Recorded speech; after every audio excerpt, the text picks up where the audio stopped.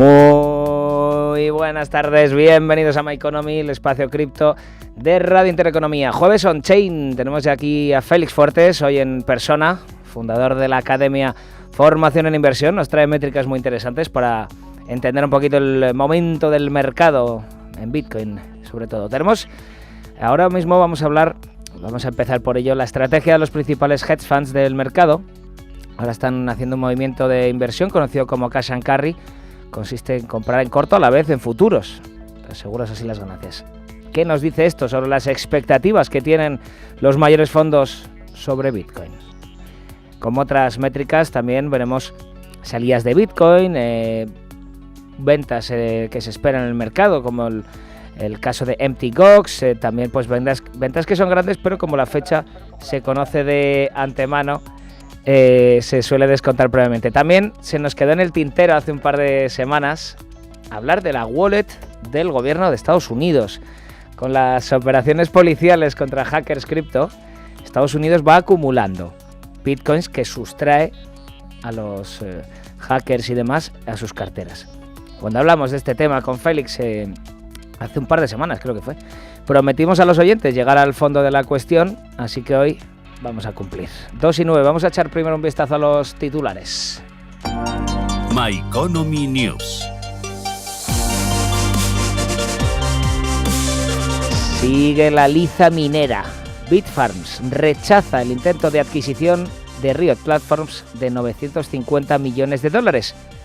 La oferta encuentra resistencia. Las partes interesadas de Bitfarms y el comité especial la consideran infravalorada y dicen no es lo mejor para los accionistas. Riot adquirió ya una participación de más de un 13,1% en Bitfarms y esta afirmó que la medida fue un intento de socavar la integridad del proceso de adquisición. Un tema interesantísimo que iremos siguiendo aquí en el programa. MicroStrategy ha avanzado que planea vender acciones, $500 millones en acciones propias para destinarlo a comprar más Bitcoin. La compañía ha anunciado su intención de ofrecer $500 millones en notas senior convertibles con vencimiento en el 2032. La firma espera otorgar a los compradores iniciales pagarés la opción de comprar otros $75 millones en monto principal agregado de esos pagarés. Ayer la Reserva Federal finalmente mantuvo los tipos de interés. El dato de inflación fue mejor de lo esperado, abre una puerta a un recorte de tipos en la reunión de septiembre. El índice general y el subyacente mejoraron las previsiones. Esta perspectiva de posibilidad, que no es una seguridad, posibilidad de bajada de tipos, aunque solo sea una perspectiva, beneficiaría a Bitcoin como activo considerado de riesgo por un aumento de la inversión, de apreciación del dólar, también por una mayor liquidez. Nos vamos ahora, noticia un poco de geopolítica, podríamos decir. El Salvador y Rusia están fortaleciendo sus lazos. En el Foro Económico Internacional de San Petersburgo se ha desvelado una posible colaboración económica entre ambos países. Destaca en especial la oferta del vicepresidente del Salvador, Félix Ulloa, que ofrece fortalecer las relaciones comerciales y, sobre todo, lo importante, abrir embajadas, tanto una rusa en El Salvador como una salvadoreña en Rusia. Desde la invasión de Ucrania de 2022, Rusia ha enfrentado durísimas sanciones económicas por parte de Estados Unidos y de la Unión Europea, limitando así su capacidad para operar en el comercio internacional. No le ha ido mal, eso sí, a Rusia buscándose otros socios. Ante esta situación, Rusia ha buscado alianza con países que también desean evadir sanciones y en este punto, por ejemplo, su mejor amigo ha sido China, también Irán, con el que colabora ya en la investigación de una CBDC para facilitar el comercio bilateral. Terminamos con estas. Mineros de Bitcoin están vendiendo sus monedas. Más de $200 millones en Bitcoin fueron vendidos por mineros este domingo, en un máximo de ventas de 3 meses. Es un informe que sacó la tarde de ayer la firma de inteligencia del mercado cripto, CryptoQuant. Explicaban que los mineros han estado enviando sus Bitcoin en masa a exchanges, alcanzando un máximo de ventas de 2 meses de 3.000 Bitcoins. $207 millones más o menos. Hablamos de una fecha del 9 de junio. 2:12 de la tarde. Vamos a echar ahora un vistazo a la cotización de las principales criptos.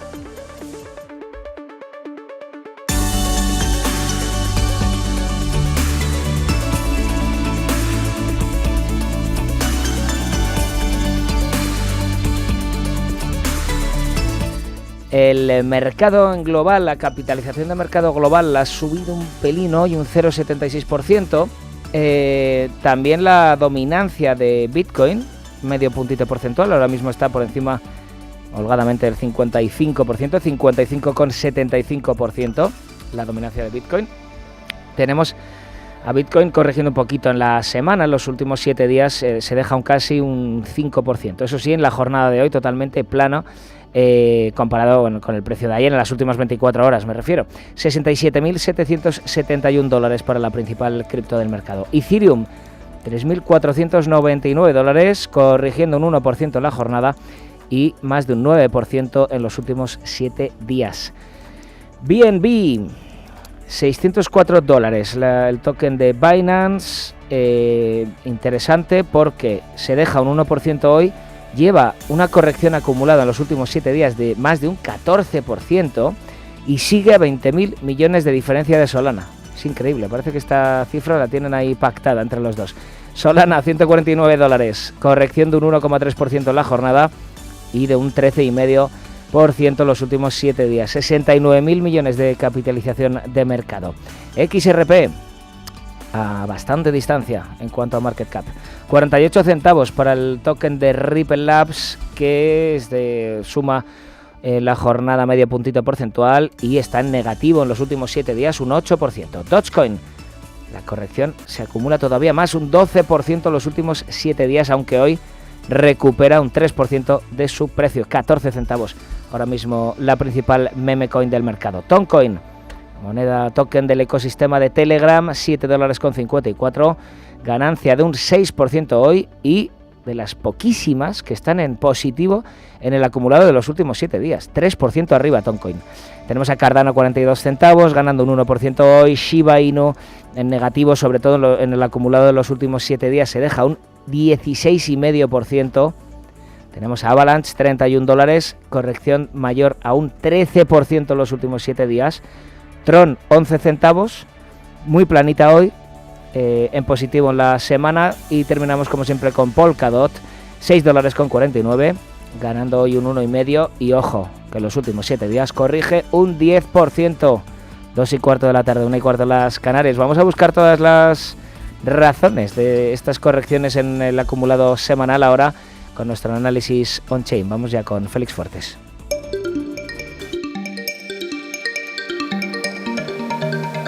Análisis on-chain.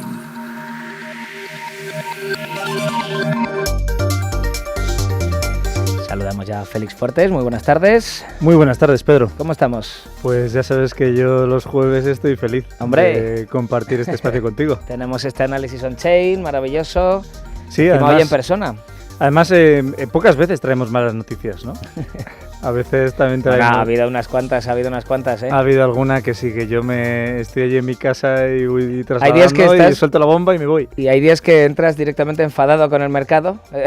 Sí, la verdad es que el mercado cripto a veces también A veces te desespera un poco, ¿verdad? Te desespera un poquito, sí. La verdad, hemos visto, por ejemplo, hoy, que te lo estaba comentando antes, como el token de Curve, que es una de las empresas o protocolos por excelencia en el ecosistema financiero descentralizado de lo que es las cripto, ¿no?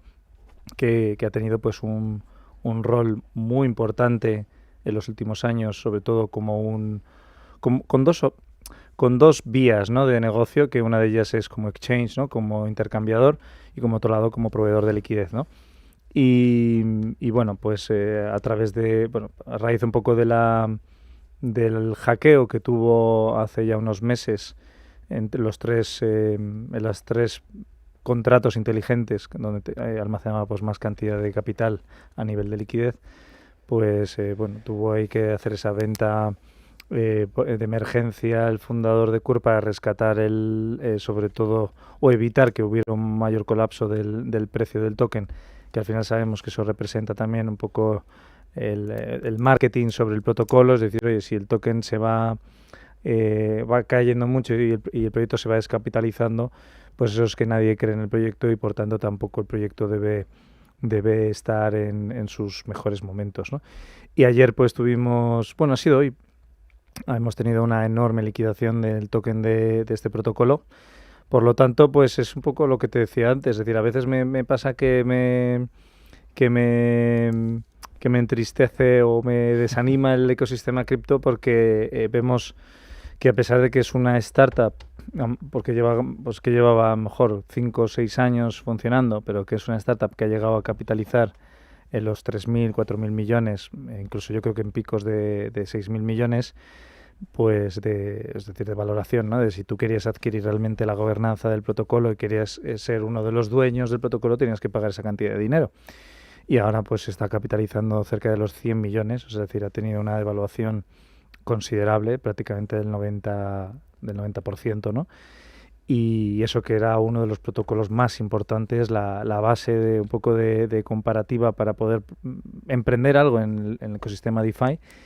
Y bueno, pues ver qué pasan estas cosas por un lado, dices, bueno, es lo que hay, ¿no? Es el darwinismo puro, el que se adapta mejor es el que sobrevive. Pero por otro lado, pues dices, oye, es un proyecto con un token tan bien definido, que llevaba tanto tiempo, tanta tracción, que había tenido mucha demanda, que incluso había grupos de interés a nivel de inversión, como Andreessen Horowitz, por ejemplo, o Paradigma o Pantera, que son entidades que generalmente no se tienden a involucrar con cotizadas ya dentro del mercado cripto, sino que lo que hacen es directamente invierten en startups y luego pues van a por la plusvalía y incentivan un poquito el mercado y que salgan ciertos exchanges. Pues en este caso estos grupos de interés entraron en una guerra por adquirir este protocolo hace 3 años, lo recuerdo. ¿Y por qué? Porque la utilidad era perfecta, ¿no? Es decir, estaba muy bien diseñado, era el ejemplo claro de cómo debía ser un protocolo, cómo debía ser el diseño de cómo debía ser el diseño de un token, de un protocolo, para que tu proyecto pues pudiera mantenerse, ¿no? Y pudiera capitalizar y atraer la atención de inversores. Y bueno, pues cuando vemos liquidaciones como las de hoy, porque ha habido una mala praxis, ¿no?, del fundador holdeando, manteniendo sus tokens de gobernanza del protocolo en una entidad donde lo dejó como colateral, ignoró, para aquellos que son más tradicionales, ignoró sus tokens a cambio de dinero y ese dinero lo utilizó para adquirir bienes inmuebles. Por lo tanto, pues le condenó de alguna manera mediante esa mala praxis al mismo protocolo, por lo cual demuestra que a pesar de todo el esfuerzo que se pueda llegar a hacer en el ecosistema, de todo el diseño, de toda la atracción, del valor que puedas llegar a aportar a toda la industria, con que solo un agente, y estamos hablando de el agente más importante, que es el fundador, esté desalineado, entonces puede hacer que todo el castillo se pueda derrumbar, ¿no? Y de ahí viene un poco también para quien esté más formado en blockchain, pues siempre las formaciones de blockchain se empieza con el tema de la teoría de juegos, con el dilema del prisionero, ¿no?, famoso, de John Nash, pues en el que pues si tú no me delatas a mí y yo a ti tampoco, pues obtendremos el mejor resultado. Por lo tanto, blockchain se basa un poco en eso, en no nos conocemos, pero si nosotros hacemos lo mismo, todos sabemos que vamos a llegar a un buen puerto. Por eso la blockchain de Bitcoin se ha mantenido durante tanto tiempo funcionando, o blockchains como la de Ether, pero con que realmente un punto centralizado pueda llegar a fallar, eso puede hacer que todo se pueda ir al carajo. Lo pensaba hace un par de semanas. Vimos una oleada de hackeos importante en España. Simplemente lo vimos como una oleada porque tuvimos 2 o 3 noticias de pedazo de empresas en la misma semana. Santander, DGT, Evo 2 días, una semana antes, un montón de empresas grandes. Claro, cuando vemos un hackeo en el ecosistema cripto, que también lo vemos cada semana, al final, pues eso, lo llamábamos oleada porque hemos visto más en la misma semana, pero realmente pasa en los mismos, en el mundo financiero tradicional y en el cripto. Pero, ¿por qué parece, igual no es así, pero por qué parece que los hackeos en el ecosistema cripto son más dolorosos que en el sistema tradicional, cuando estamos hablando, por ejemplo, de un banco? Yo me he apuntado aquí algunas posibles razones.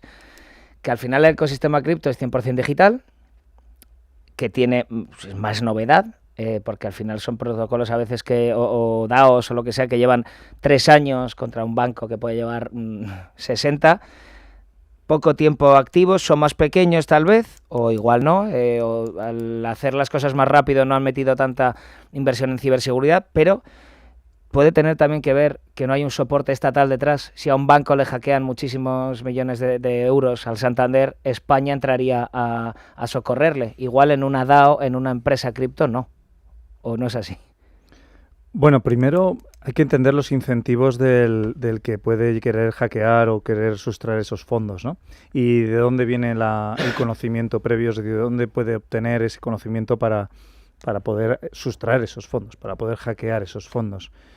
Por ejemplo, en el ecosistema cripto, desde hace años se utiliza un sistema multifirma de cara a que las billeteras de custodia de fondos pues no se puedan atacar por una sola individuo, sino que se tienen que coordinar pues una serie de individuos que generalmente, como has mencionado, por ejemplo, una DAO, que es una organización autónoma descentralizada, pues suele votar entre todos los miembros cuántos tesoreros, cuántas personas van a componer ese sistema de voto para poder hacer una sustracción de al menos $1, ¿no? De lo que es la bóveda de custodia, ¿no?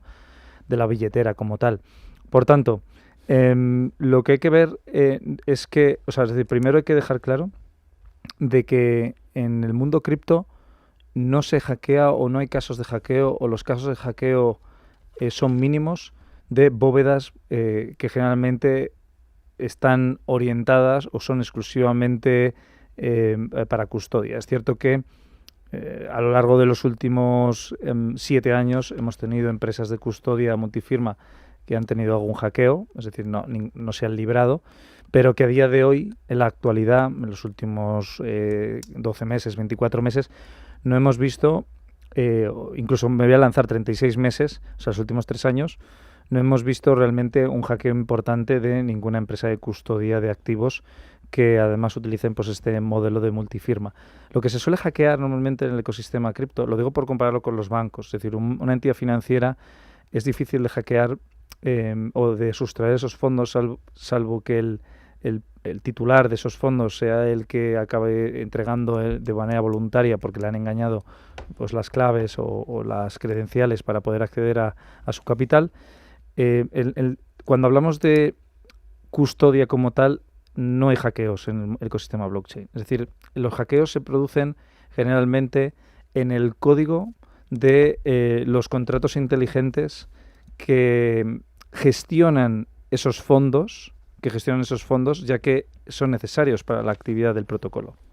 Vale, por ejemplo, en el caso de CRV o de Curve, como es el que estamos hablando ahora, pues quienes sustrajeron esos fondos, primero hay un punto ahí que es que se sospecha, y creo que incluso se acabó, incluso aclarándose y confirmándose, porque como sucedió en noviembre, ya no me acuerdo exactamente de quiénes fueron los malhechores, por decirlo de alguna manera, los hackers, pero lo que pasa en el ecosistema cripto es que generalmente el hacker como tal, primero tiene que tener un conocimiento extraordinario del protocolo, un conocimiento de lo que se habla, de cuál es la orientación, de dónde se deposita el código, es decir, tienen que hacer una labor de investigación considerable y muchas veces esa labor de investigación requiere de trabajar con el mismo protocolo, es decir, en la misma DAO, y que te dejen o que estés en un círculo muy cerrado. Es un topo al final. Sí, es una especie de topo, es decir, estos hackers o lo que hacen es, trabajan ahí y no tenían ninguna intención de hackear ni sustraer fondos, simplemente detectaron un error en el código, se dieron cuenta y entonces su incentivo del salario, o sea, el salario que le pagan con el incentivo de robar esos fondos. Claro, es que a veces tú si aprovechas un smart contract para llevarte ciertos fondos, si el contrato inteligente estaba mal hecho, igual hasta ni estás incurriendo en un delito, ¿no? Bueno, si no tienes realmente un contrato con nadie, porque las DAOs es así, y luego pues no estás identificado, que ese es uno de los puntos que el anonimato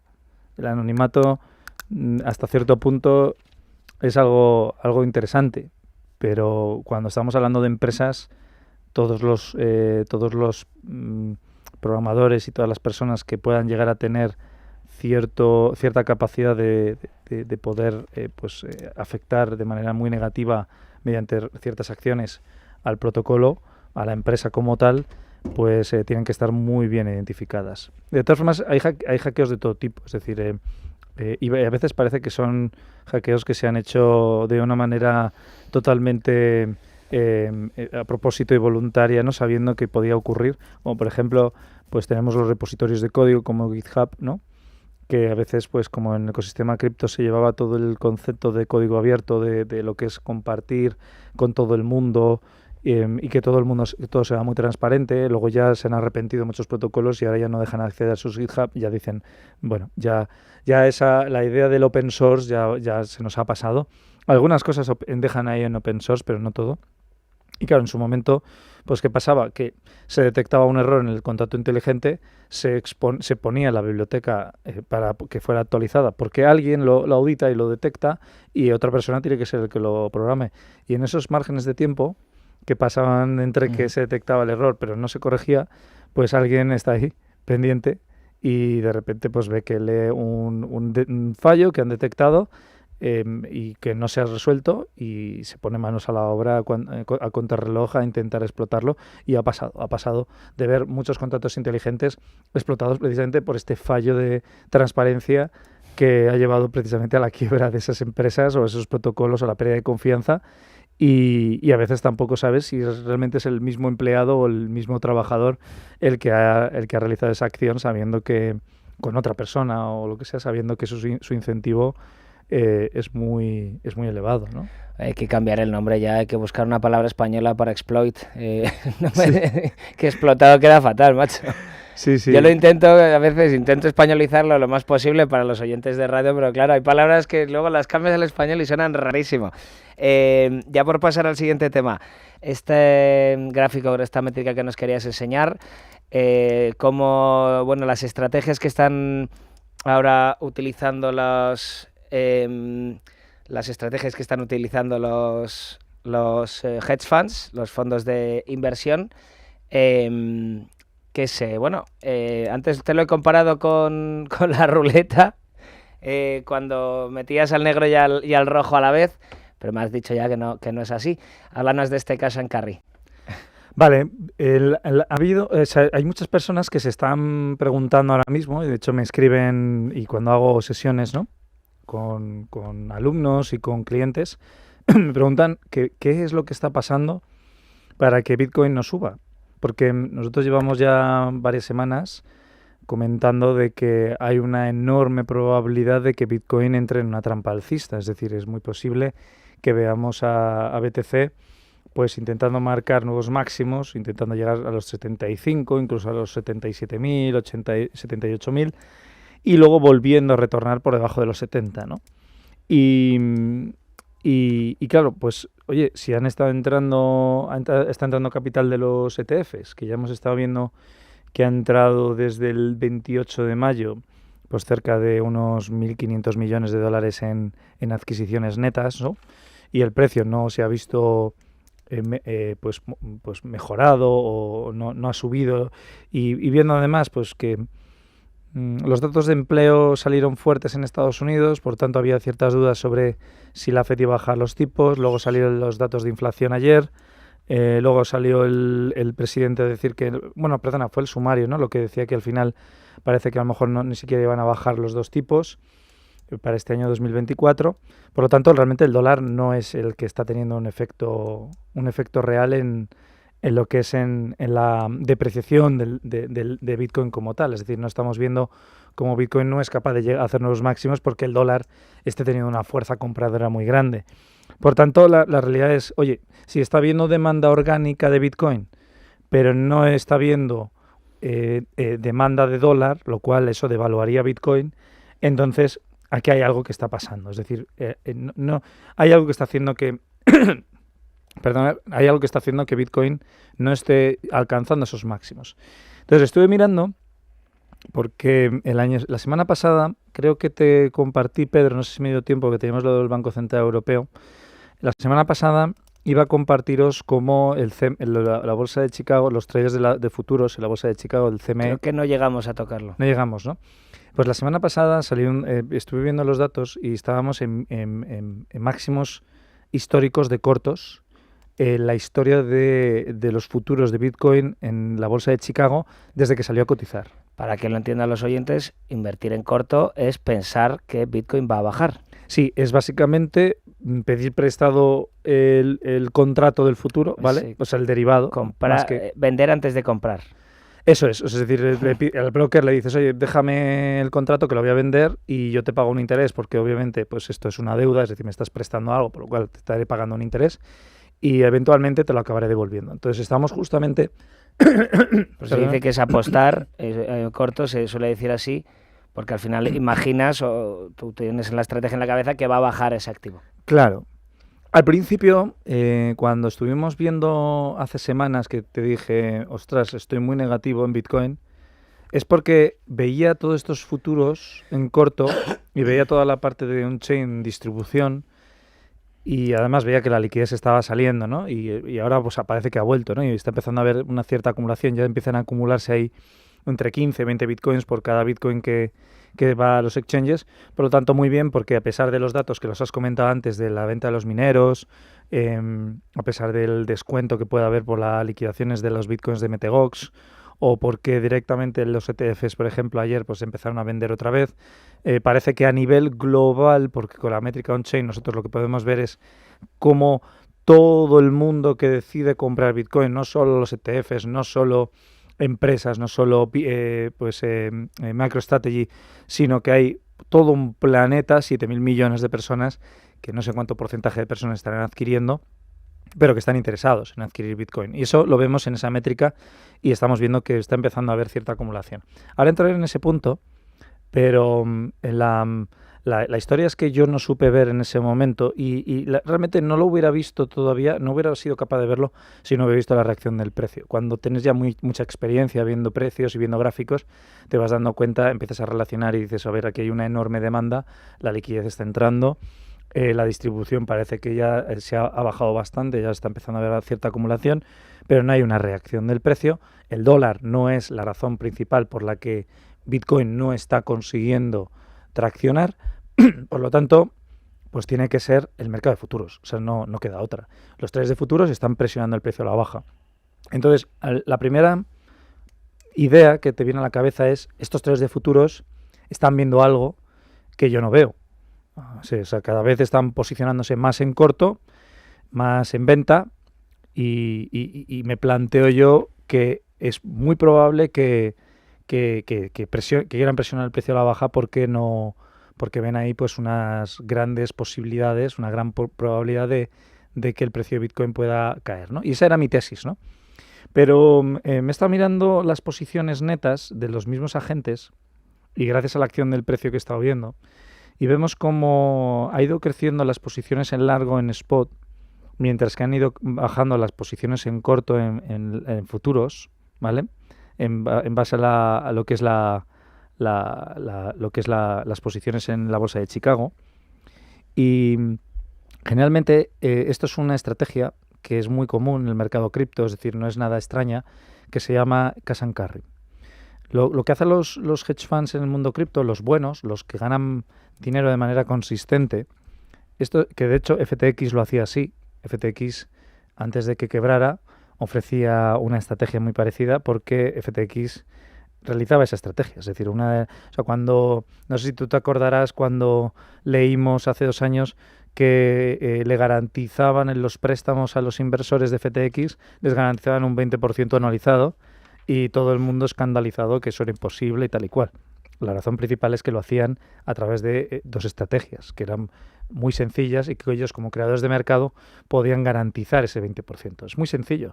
Son arbitrajes. Uno de los arbitrajes es arbitras los tipos de interés de los futuros. Si los que están largos, los que están comprando, que también tienen que pagar un interés porque están endeudados con el broker o con el exchange, si estos traders están pagando un X y sin embargo en otro exchange diferente, porque los exchanges no es que tengan, o sea, tienen un benchmark que muchas veces utilizan, pero no todos lo hacen así, y vemos que hay unas diferencias entre el tipo de interés que te cobra Binance con el tipo de interés que te cobra BitGet o el que te cobra OKX o cualquiera, ¿no? O Coinbase o... ¿Cómo se llama esto? Que se me ha olvidado la palabra. Los swaps, los funding rates. No, la estrategia como tal. Bueno, esta estrategia se llama Basis Trading. Basis. Pero luego la definición en español, que era como el... Y luego tenemos la de Cash and Carry. Pero la que estás diciendo que al final es mirar, que eso se ha hecho mucho en exchanges, también mirar diferencias de precios, comprar en un sitio, venderlo en el otro rápidamente. Más que vender en otro, ¿no? Eso es un arbitraje puro. Arbitraje. Eso es un arbitraje. No venía la palabra. Claro, en este caso no. En este caso lo que hacen es, compran el futuro en un exchange y venden el futuro en otro exchange diferente.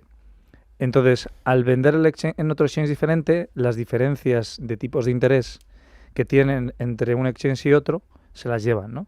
Suele ser una rentabilidad bastante pequeña, es decir, estamos hablando, pequeña, para lo que se puede, para un hedge fund es bastante aceptable, que puede ser de un 7 o un 8% anualizado, solo arbitrando eso, ¿no? Lo que pasa es que es verdad que requiere de un desarrollo tecnológico y tener un bot de alta frecuencia que haga los trades muy rápidos y luego cuando se cierra el gap de los intereses, requiere de cierta inversión potente.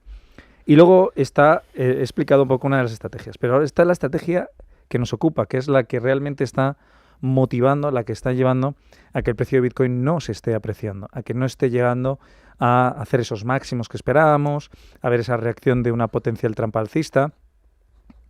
y es precisamente porque el hecho, y esto es muy interesante, con la aprobación de los ETFs de Ethereum, que hubo un momento ahí de una enormísima volatilidad, sobre todo en Ether, dentro del mercado de opciones, aunque también se utiliza en el mercado de futuros, pero bueno, el mercado de futuros no es una métrica que determine el precio del futuro, pero sí se utiliza también, como es el caso mejor del Standard & Poor's, que es el VIX, que es la volatilidad implícita, ¿vale? Hay dos conceptos, que está la volatilidad implícita y la volatilidad histórica. La volatilidad histórica básicamente se utiliza por los traders para estimar cuál puede ser el rango de movimiento en un periodo de tiempo que ellos definan para asumir pues cuánto pueden llegar a perder en un momento dado del tiempo. Se llama también valor en riesgo o varianza, ¿no? Pero por otro lado tiene la volatilidad implícita, que es cuánto esperan que se mueva el precio. Es decir, yo creo que el precio se va a mover X en base a unas circunstancias determinadas. Como el ETF de Ethereum se aprobó, la volatilidad implícita de Bitcoin y la volatilidad implícita de Ethereum subió a más del 100% de movimiento. Es decir, estamos hablando de que el mercado espera un movimiento en los próximos 12 meses en ambas cripto del 100%. Ahora ha bajado y está ahora mismo otra vez en el 70-60%, o sea, prácticamente ha bajado la mitad. Entonces, cuando se produce un movimiento de la volatilidad implícita muy elevado, suele generar, por un lado, oportunidades de arbitraje en opciones, las opciones nos dan un poco igual porque no es lo que nos afecta ahora mismo, pero sí también ofrecen oportunidades de arbitraje en el mercado de futuros. ¿Por qué? Porque un contrato de futuros te da el precio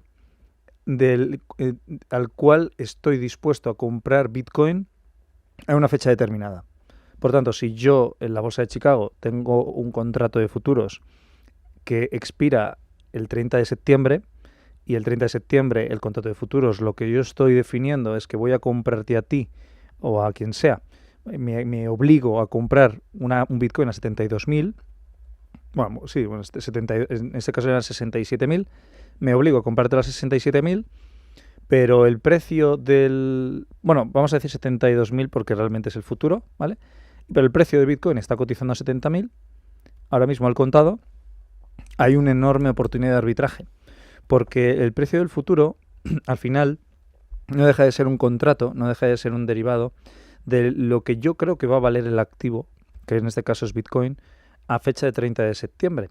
Por tanto, si a medida que va pasando el tiempo, el precio del futuro, el precio del contrato como tal, se va ajustando al precio real de Bitcoin. Vamos a explicarlo ahora mejor. Vamos a parar un segundito, un minutito para un paroncito publicitario. Pero luego me interesa saber eso, cómo se va juntando el precio del futuro con el del presente, por así decirlo, con el spot, con el contado. Ahora volvemos, Análisis On-Chain con Félix Fuertes.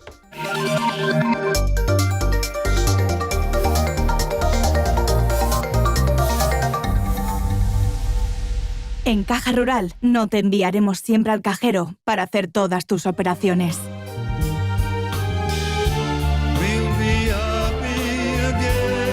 Porque te atendemos cada vez con más oficinas y más personas.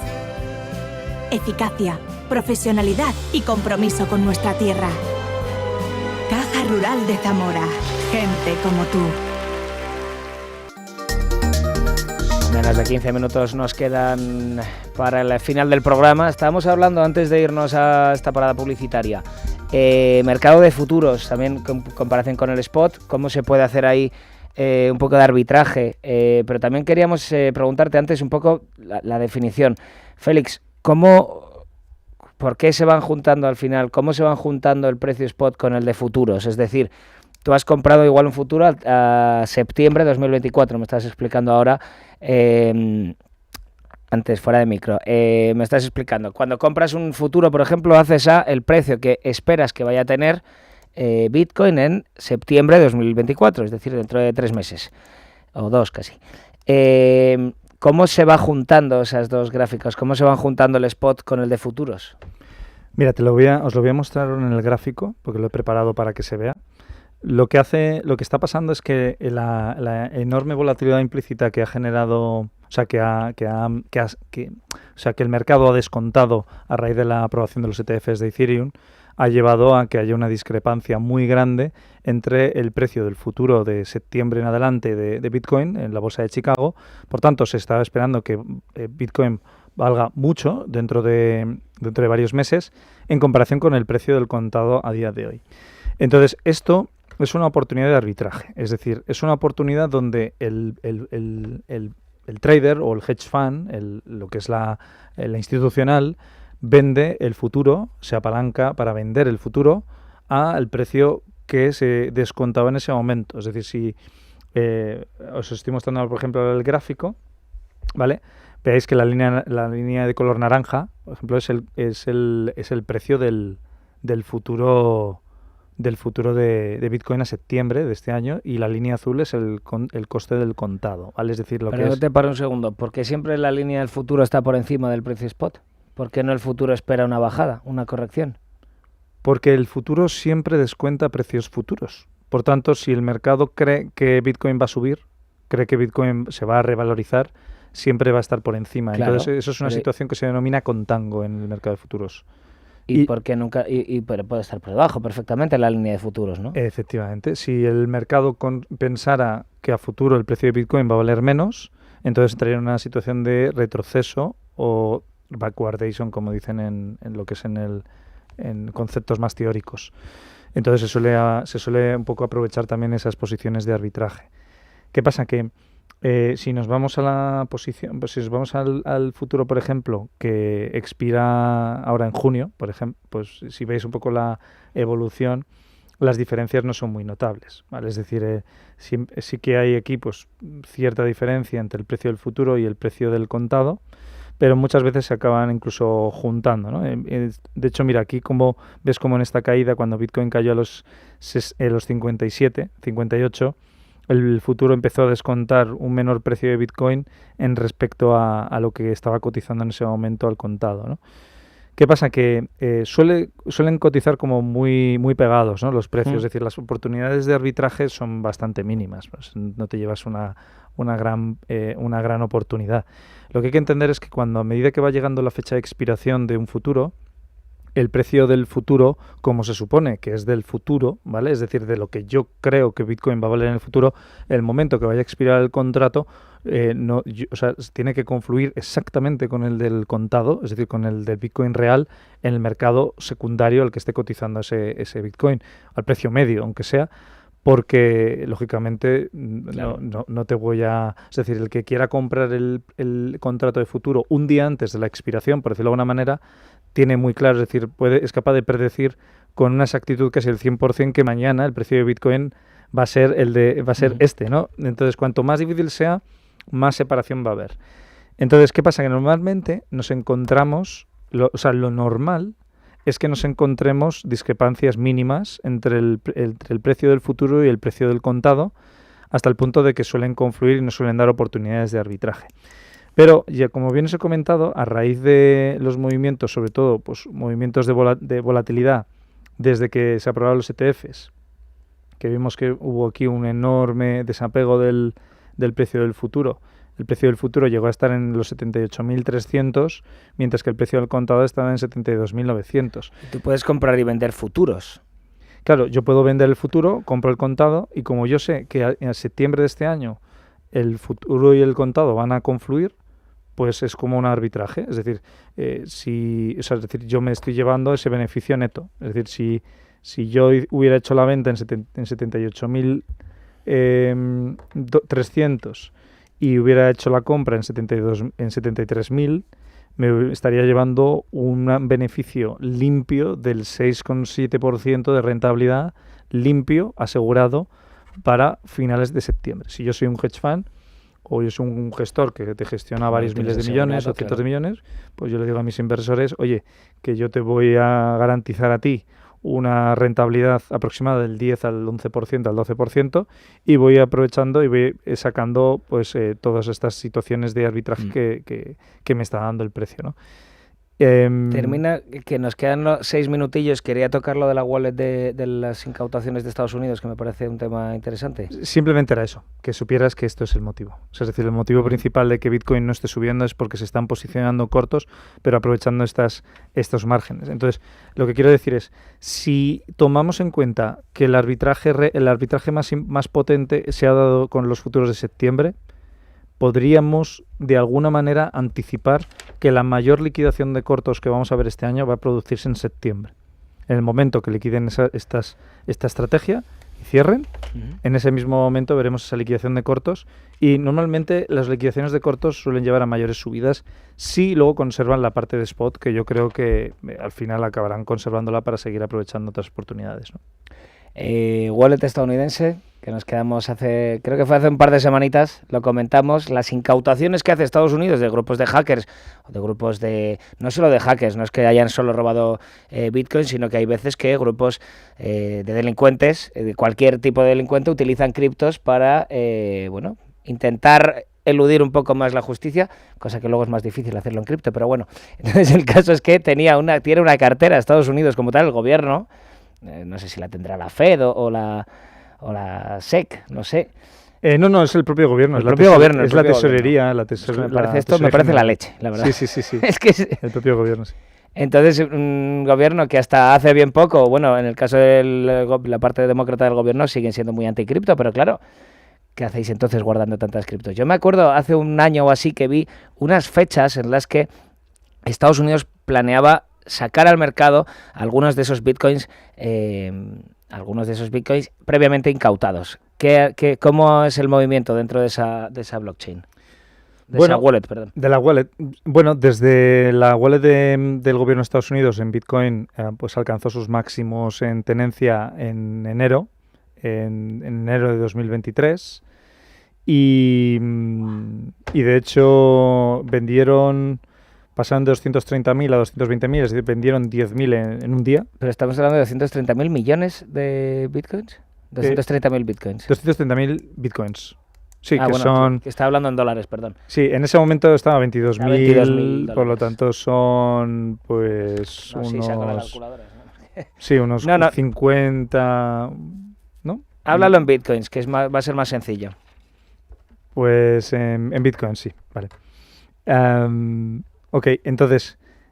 No, ¿qué coño? 230.000. 50.000 millones, ¿no? Sí. 230.000 bitcoins, sí. Es que es una burrada. Entonces, por eso son tan rectas las líneas, porque al final lo suelta el mercado con un aviso previo, el mercado lo suele descontar antes, ¿no? Bueno, mira el efecto que tuvo. Mira el efecto que tiene aquí, por ejemplo, en el que estás, que es... El 7 de marzo, por ejemplo. 7 de marzo. Tuvo ahí un vemos efecto... una apreciación importantísima en el precio de Bitcoin. Sí. Y no recuerdo bien qué es lo que motivó al mercado a comprar. Bueno, sí, lo recuerdo. O sea, no hubo nada en particular que motivara al mercado a comprar en marzo. Lo único que nosotros vimos que justamente coincidió con el Banco Popular de China, que empezó a imprimir pasta. Y la M2... Sí, y además parte de esa pasta estaba yendo a renta fija china, y como estaban ahí combatiendo la la deflación en ese momento, hubo ahí una enorme coincidencia que yo creo que no existen las coincidencias, porque cuando vimos que también demandaban oro, digo, seguro que aquí también hay gato encerrado y están haciendo alguna demanda, aunque sea puntual, pero lo suficientemente robusta, de bitcoins.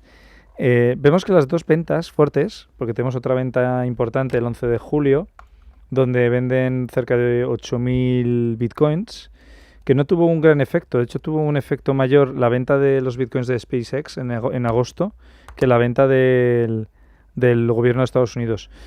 Y yo creo que es porque había mucha liquidez aquí. Creo que teníamos un gran nivel de acumulación, lo podemos ver aquí en... Pero el mercado no descuenta previamente estas ventas. Ah, míralas, aquí están. ¿Te la imaginas antes si las fechas las daba el gobierno de Estados Unidos? Bueno, si el mercado tuviera que descontar las fechas de las ventas del gobierno, probablemente no entraría liquidez nunca. Estarían esperando a que el gobierno vendiera todo. Y...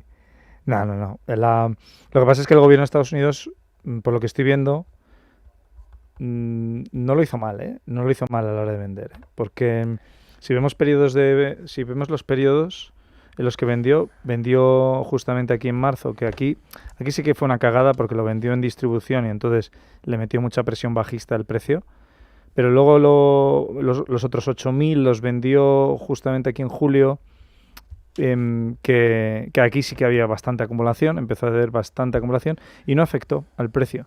De hecho, luego ya cuando el mercado dejó de acumular, se produjo la venta de los bitcoins de SpaceX y SpaceX sí que acabó drenando mucha liquidez y llevó el precio de Bitcoin más abajo. Y luego ya, pues, el gobierno de Estados Unidos no ha vuelto a liquidar bitcoins hasta haber llegado a máximos históricos. Es decir, hasta los 62.000, 61.000 no ha vendido. ¿Te los imaginas teniendo el debate de hodl o no hodl? Dentro del gobierno, por el otro lado Biden poniéndole un impuesto a la minería del 30% del coste energético y un grupúsculo que no sabemos quién serán. ¿Te los imaginas? Yo, sinceramente... En un cuarto oscuro, no vamos a vender ahora, no, vamos a... ¿Te imaginas? Ahora ya en vez de sacrificar niños pequeños, ¿no? Lo que hacen es vende o no vende Bitcoin, ¿no? ¿Le das al botón o no le damos al botón? Yo personalmente creo que, dejando de lado que la ineptitud de la tesorera, de la secretaria del Tesoro, al menos desde mi punto de vista creo que sí, creo que es un títere, ¿no? Porque esa mujer pues no creo que esté capacitada, ni estuvo capacitada para ser presidenta de la Fed ni para ser la secretaria del Tesoro. Creo que esa mujer o su entorno son lo suficientemente inteligentes como para saber que, oye, mira, son 10.000, 12.000 millones o incluso más, ¿no? Es decir, son 200.000 bitcoins, pues a unos 67.000, pues estamos hablando de unos 120.000 millones, ¿no? Bueno, pues por ir cerrando, ¿no? Es decir, pues oye, si algún día podemos alcanzar una cifra de 200, 300.000 millones en valor en bitcoin y los liquidamos y nos capitalizamos, pues oye, no es tontería. O sea, y en este tema, El Salvador y Estados Unidos más unidos que nunca, qué bonito. Hasta aquí el programa de hoy con Félix Fuertes, sabéis, este análisis on-chain, fundador de la Academia de Formación en Inversión. Nos volvemos a ver el jueves que viene y nada, seguiremos viendo estas métricas tan interesantes que nos traes siempre. Muchísimas gracias. Gracias a ti, Pedro. Nosotros volvemos mañana a la misma hora, 2 de la tarde, 1 en Canarias. Ya sabéis, los viernes tenemos tertulia y ahora el mejor boletín de toda la radio española con Blanca del Tronco. Adiós.